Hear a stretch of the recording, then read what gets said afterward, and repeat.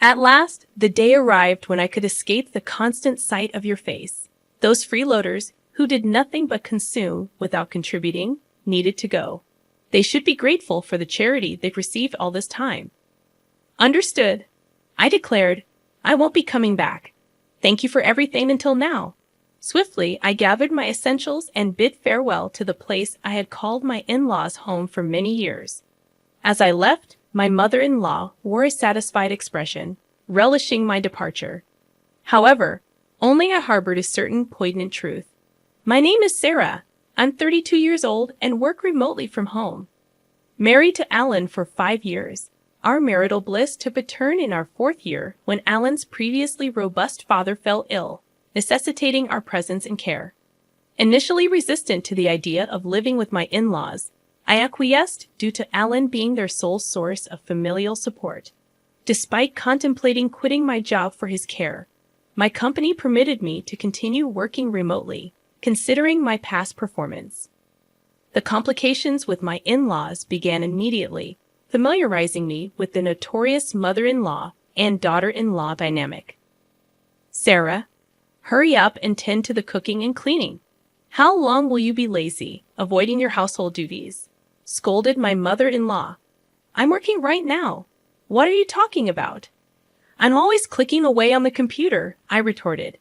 The truth was, amidst household chores and caring for my ailing father-in-law, I utilized my skills to regain my pre-crisis salary. After about 3 months of intense effort, when my earnings matched their previous peak, I felt genuine joy. However, the reason for my relentless dedication lay in the financial reality. Alan's income alone couldn't sustain us. Despite my hopes that life would finally ease up, the struggle continued. I contemplated setting aside some savings, but inexplicably, circumstances grew increasingly challenging.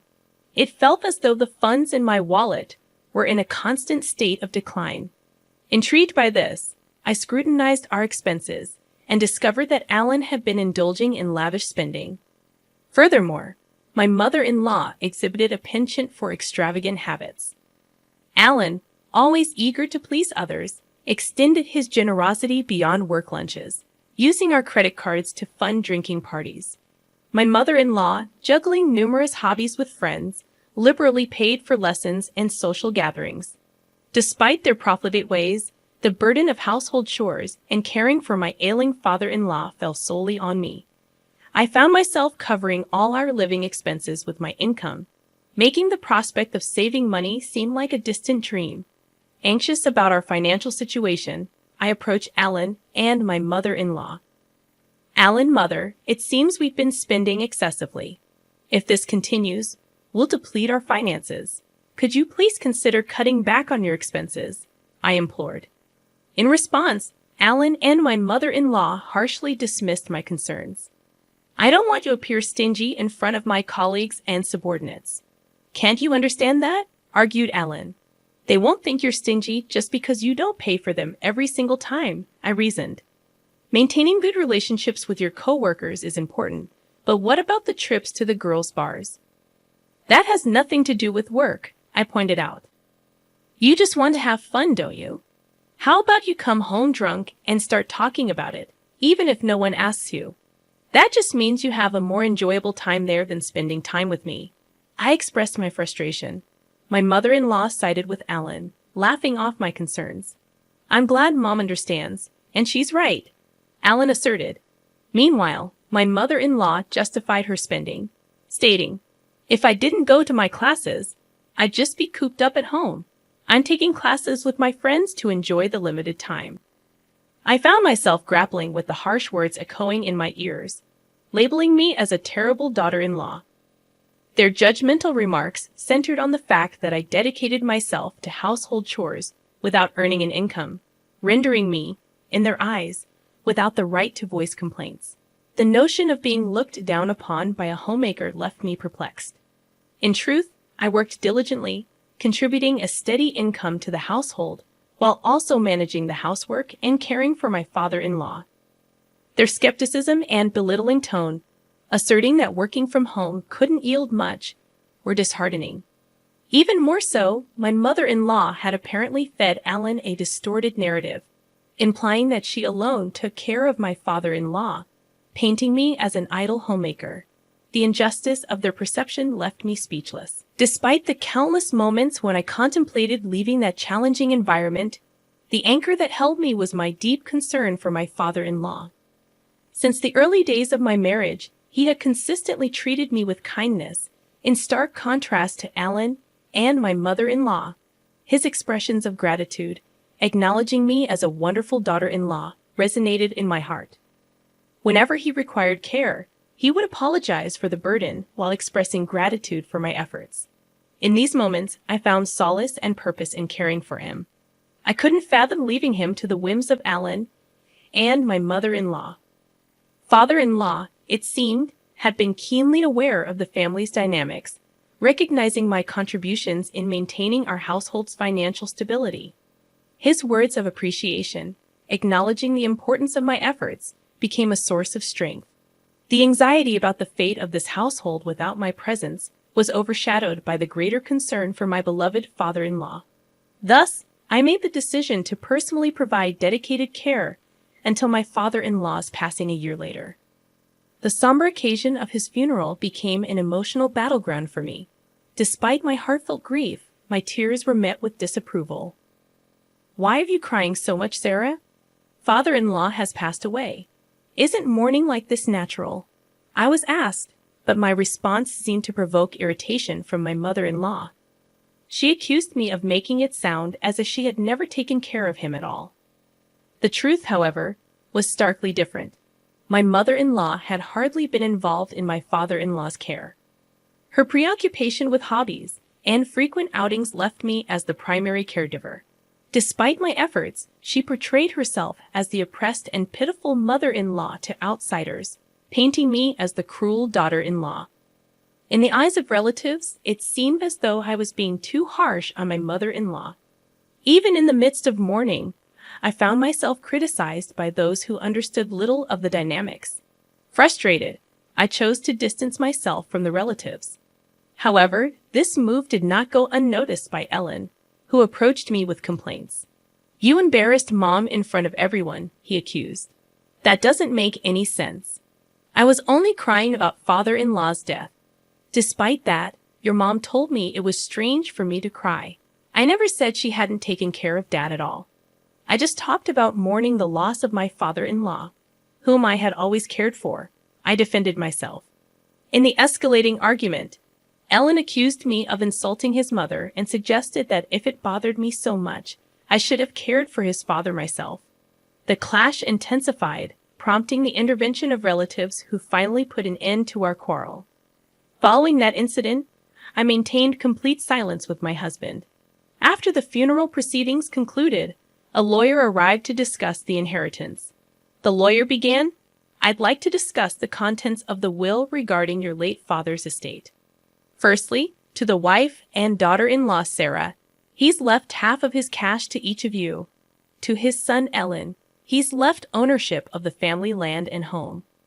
My mother-in-law questioned, "What if Alan gets the land and the house? Doesn't that mean all the other assets go to the wife? Why is Sarah receiving an inheritance? She's not related by blood." The lawyer responded, "Your husband was deeply grateful to Sarah for the dedicated care she gave him. He wanted to express his gratitude by giving her part of the inheritance. This decision cannot be changed." Unable to accept this, my mother-in-law accused, "I can't believe it. You were caring for him just to get the inheritance, weren't you?" I defended myself, explaining, "I had a good relationship with my father-in-law since I got married. I took care of him to express my gratitude." My mother-in-law continued with her accusations, suggesting it was psychological abuse. Frustrated, she eventually gave up, and the lawyer continued, "So that was Dad's decision. It's gratitude for Sarah's caring, right? If that's the case, then we have no choice but to follow it. May I continue?"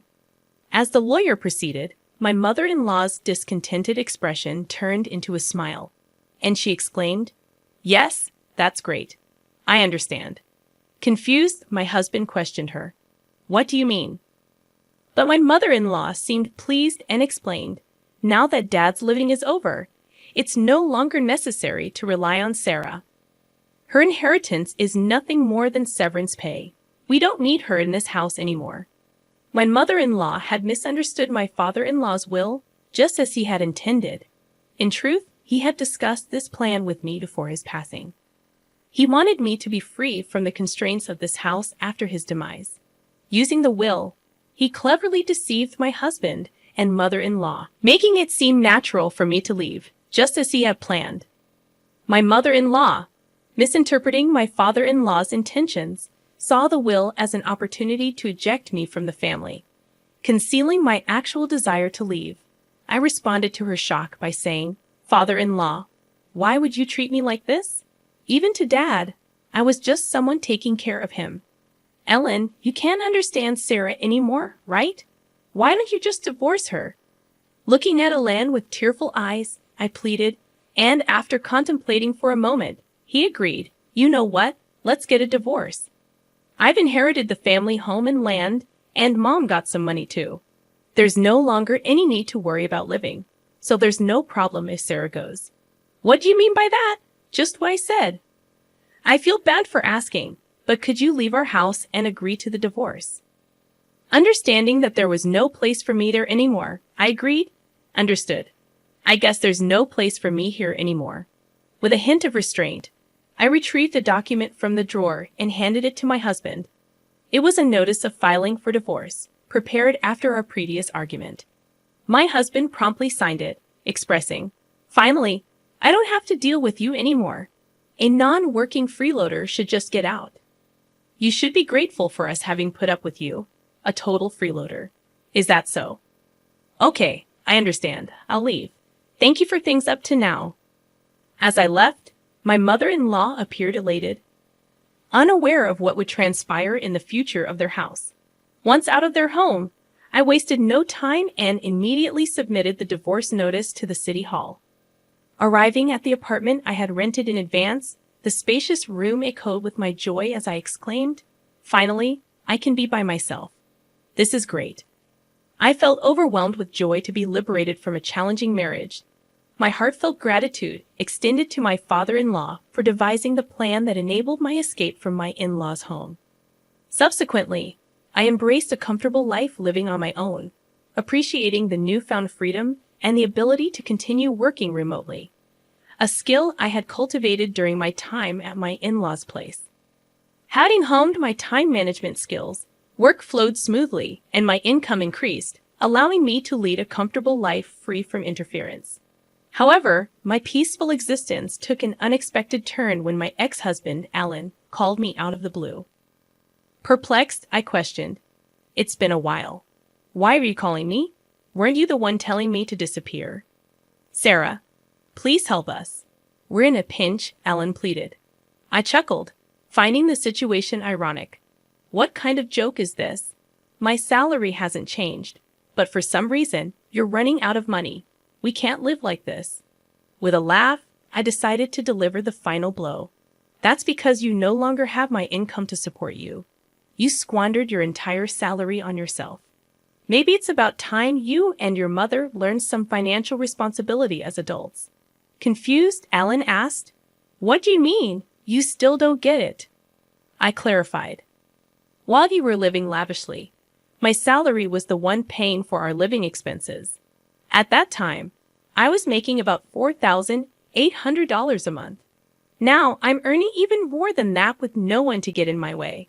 Expressing frustration, Alan pleaded, "Sarah, can't we start over? It was a mistake to let you go. I want to make things right again." I scoffed. "It's obvious you're after my income. Don't be ridiculous. I never want to see your face again. What happened to the inheritance your mother received? With that amount, she should be living comfortably." Alan confessed, "It's about to run out. We spent it on a shopping spree, overseas trips, and half of it disappeared in the casino." Unmoved, I retorted, "A foolish mother breeds a foolish son. I have nothing more to say to you. I'm a stranger now, and I can't do anything for you, nor do I want to." Desperate, Alan implored, "Don't be so heartless. Help me." This has nothing to do with me. There's nothing more to talk about. I'm hanging up. Don't call me again. I declared before ending the call and promptly canceling the contract for the mobile phone I was using. A year later, passing by my mother-in-law's house, I discovered it had become an empty lot, likely sold due to financial struggles. Unperturbed, I continued with my newfound spare time, attending a wine class I had long been interested in. There, I met a man 2 years my senior who took me seriously. After a year and a half of dating, we got married. He is the ace of a well-known company, humble despite his high salary, with a warm and wonderful character. We respect each other's careers, leading to a fulfilling married life. Reflecting on these changes, I can't help but feel that this retribution was, in a way, a gift from my father-in-law.